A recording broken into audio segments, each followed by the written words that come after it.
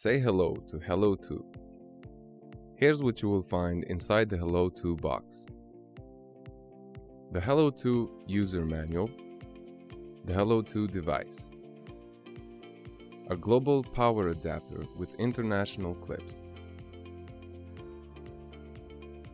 an HDMI cable, and the Hello remote controller. To connect Hello 2 to your TV, all you have to do is plug in the power adapter and connect it to your TV via HDMI cable.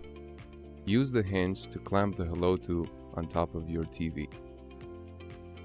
To set up Hello 2, download the elaborate Hello Messenger app on Google Play or App Store. After installing the app, sign up via phone number, email, or any of the other options.